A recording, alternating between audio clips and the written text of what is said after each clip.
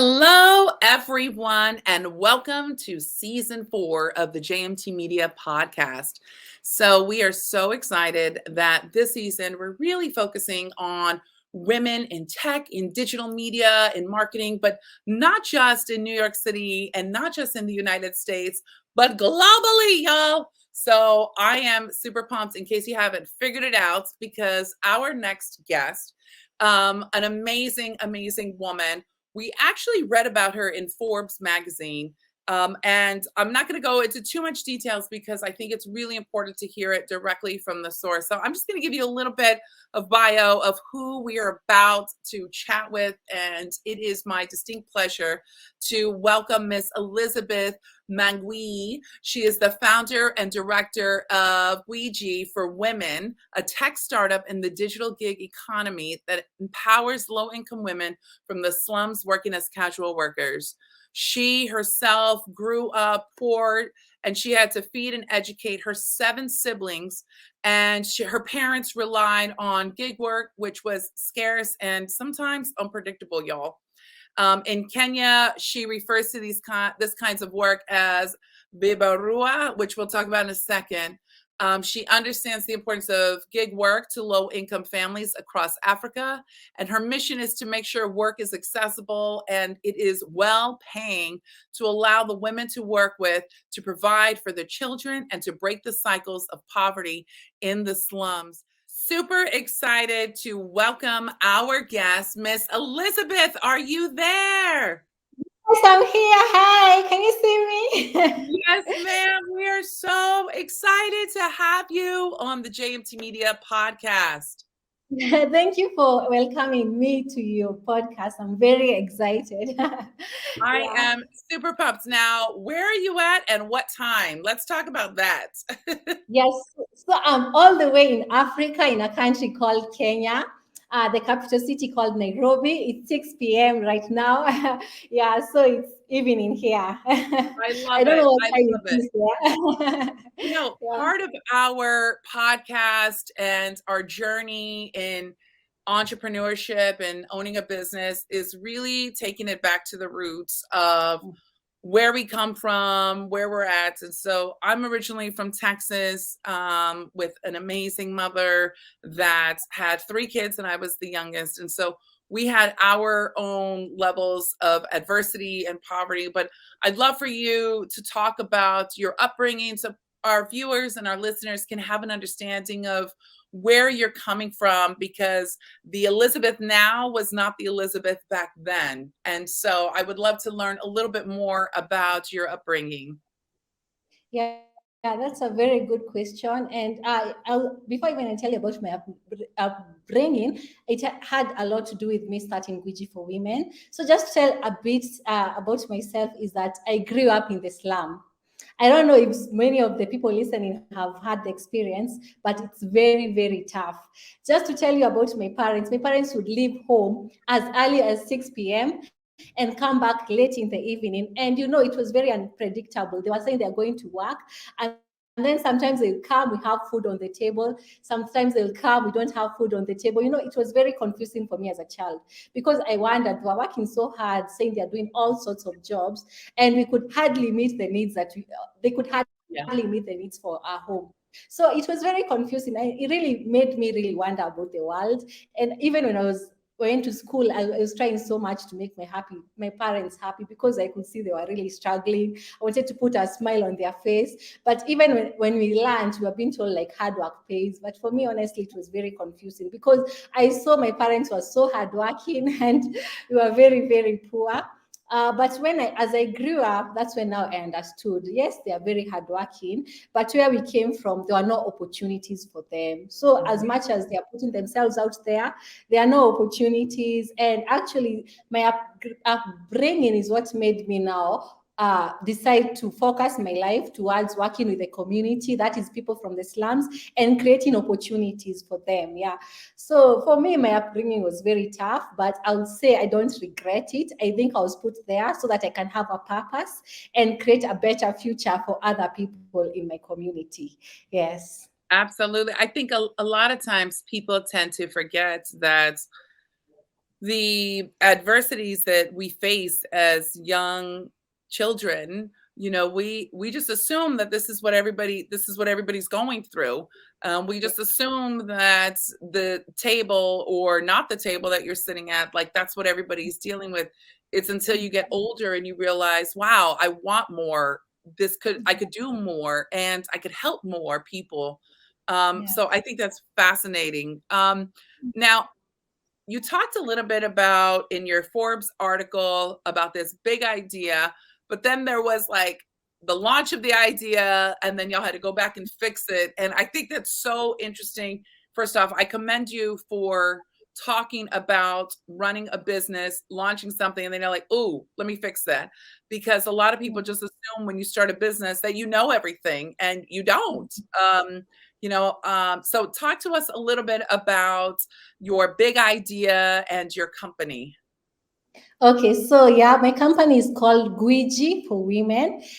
I know people are wondering what is Gwiji. So actually, Gwiji is a Swahili word which means an expert or a professional, and we Ooh, call our women Gwijis, yeah, the women that we empower, so that they can know they are good at something. So Gwiji, what we do is a social enterprise based in Kenya that empowers low-income women from the slums as a way of ending cycles of poverty in Africa. So just to tell you a bit about these women that you work with, these women are in the slums. So just to give you a bit of context, they don't have formal education. So you can imagine they cannot compete in the formal job market. So for them, they are limited in, I'll say, into the blue collar work. But when it comes also to blue collar work in Africa, it's very limited for women. I would say for men, they have more opportunities. They can become mechanics, carpenters. But for women, mostly in Africa, they only do housework. So, but mm, the challenge with this is people here, for example, in Nairobi, where I am in Kenya, people cannot afford to pay a house help on permanent basis. They only pay them to do a gig. For example, mop my house, I pay you. So this is the women that you work with. This is what they do, but they have a lot of challenges knowing where their services are needed, because this is casual work that somebody needs. It's demand on demand, but they don't know who is in need of their services. They know the work is needed, but they don't know who needs their services at the given time. So okay. what they do is they mostly go to suburban areas. They sit as a group of 20 and then wait to be picked by people there. So it's like, I'll say, it's trial and error. And what happens with this approach is, for example, if it's a group of 20 people, only two people get work that day. So you can imagine 18 people go back home with nothing to put on the Nothing. table.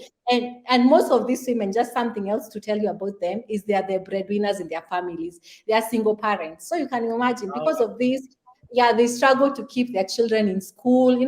They also struggle to provide for their children. And this is how we have these cycles of poverty passed from one generation to another. But now what we do as Gwiji, we empower them, because this is what they are good at. They are good at doing housework. Yeah. So we have a platform called Gwiji app, which connects these women with their clients at the comfort of their homes. So I love that. instead of these women just sitting outside, you know how hot it is in Africa. So they sit outside sometimes up to 7 hours each day at the comfort of their homes. They can be able to pick orders, and just they have all the details, the name of the That's client, the awesome. location, how much they're being paid, and they go directly. So upon onboarding these women onto our platform, they're able to get at least 1 to 2 jobs per day and earn a steady income to provide for their children, as opposed to the other one where they would struggle, even go for weeks without Yeah. getting work. So that's what we do here at Gwiji, and we're excited. We want even to go beyond Kenya to other countries, and we see this as a way that we can end poverty in Africa in a sustainable way.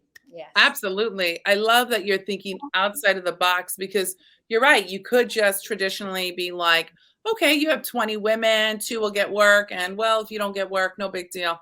But you took it a step further to create this tech startup to help all women, to provide services. So that way they can go back home and continue to be the breadwinners for the family and put food on the table. I love it. And now, this past year, you were the global winner of InDrive's Aurora Tech Award for 2023. So talk about that, because That's a very prestigious award. And a lot of times women in different cultures, and I know in my culture, in the Latin and even being Native American, like you don't talk about your successes because it comes off as being boastful. But this is a platform where I want you to be boastful. So talk about this very prestigious award.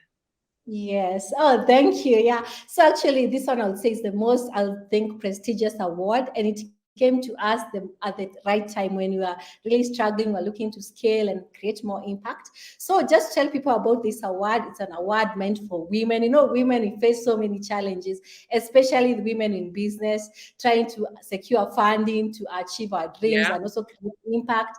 So when I saw Aurora, I like two things about it. First of all, it was for women only. So I was like, for the first time, I came across a platform that was only for women. Yeah. And also, it was for women in tech. You know, even here in Africa, not so many women are in tech. So I knew I had to go for it. I knew I really had to Right. go for it. And I applied, and I was like, for real, when I applied for it, I was like, this is a very good initiative. I hope I get to win. But I was very, very excited for the possibility for any person who could have been the winner. But it came for us at the right time, I'll tell you, because that time we were really struggling. You know, here in Kenya, we have like hard economical times, and my staff and I were not very motivated at that time. And when I remember the day we saw that we were among the finalists, we were very, very happy. Like we celebrated, all of us, myself and the team. And then now we saw it was a list of very incredible women from all over the world Yeah. that were doing so many things. Actually, when I saw all the finalists there, I was very amazed and encouraged. And I was like, for me, that one was Sure. enough at that point. But winning it has been the highlight for me and my team so far. And I'm very grateful to Aurora. And the funding has really come in handy, especially creating capacity for these women who most of them don't have smartphones. And now we are trying to go around it, and we are trying to see how we can now empower more people. So the funding is actually helping us create more impact in Kenya. And yeah, I'm hoping the team will come and they can see also the impact they've created here, because it's a lot they've done for us. Yeah. So we are very honored, I'll say. I love it. Well, first off, kudos, congratulations. Clearly well deserved. But I love that immediately you're like, okay, well, with this award, how am I going to go back to give it to the women in my community? Like, that is amazing. There are numerous awards that are distributed here in the US, and sometimes people don't think of it as that. They're like, "Oh, I got this award. It's for me. It's a congratulations to me." And I'm like, "No, no, no. You're supposed to use it to give it back to your community." So I commend you, and I think that is phenomenal. So what I want to do is I want to wrap up this episode, but one of the things that I do with all of our guests is I ask them, what are two pieces of advice that you would give to young entrepreneurs, especially young women that are faced with adversity, right? It could be everything from not having enough food on the table to not being at the best colleges and the best schools and the best opportunities handed to them. What are two pieces of advice that you would give to young entrepreneurs, especially young women? Okay, so for me, the first thing I'll tell women, sometimes even me when I was there, I was like, okay, I'm a woman. For example, when I walk to a boardroom, maybe I'm facing against men. One thing you should know as a woman is that being a woman actually is a superpower for you. Never feel limited because you're a woman. Even if you're competing against men, feel you actually better. You equally you're up to the task. Never feel like being a woman is a limiting thing. And also as women, actually for us, we are very special. We get to bring up children. And bringing up children, there's a lot involved, but we never give up. Yeah, you remember, as a woman, you never give up on your child. So even with your business, whenever you're faced with any challenge, remember this is also your baby, and you can overcome any challenge that comes your way. So for us as women, we have that superpower of not giving up, because we have the privilege of being parents. So if you treat our business as parents and as a child, you're going to overcome any obstacles. So for me, actually, I see it differently. Being a woman for me is like a privilege, and it just gives me power. I feel very powerful. So for other women in business, never give up, never feel limited, and we can overcome any challenge that comes our way. Because I love as it. mothers, we overcome all the challenges to That's make sure our right. kids are happy. Yeah. So That's that's right. my It advice. it's so interesting that you mentioned about children because my first child, my son, my only son, I at the same time that I was pregnant with him was when I birthed JMT Media. And so you are so right. There's been opportunities that have been presented to me and I'm like, "No, I'm not ever going to close JMT Media to grow into another space." I'm like, "This is my baby." So I love the pieces of advice that you gave. And first off, thank you so much for being a guest on the JMT Media podcast. And you have provided such invaluable insight to just really striving for the best, even when you don't have everything handed to you, because you can do it as long as you don't give up and you stay focused. So before I let you go, make sure that the folks that are tuning in, where can they follow you on social media, Instagram, so that way they can support you? So Gwiji services on all social media platforms. Love it. Yeah, that's where you can find us. Yes. And also we have the email info@guijico.com. You can get to, you can reach me on that email. Yes. I So love yes. it. I love it. Thank you so much. And for those of you that are tuning in or listening or watching, make sure that you follow and continue to share and like the JMT Media Podcast, award-winning podcast. We are in our 4th season. So thank you so much, Elizabeth. And I wish you nothing but success to you and your community all the way from New York to Africa. So wonderful. Thank you so much. Bye. Thank you. Bye bye. Bye.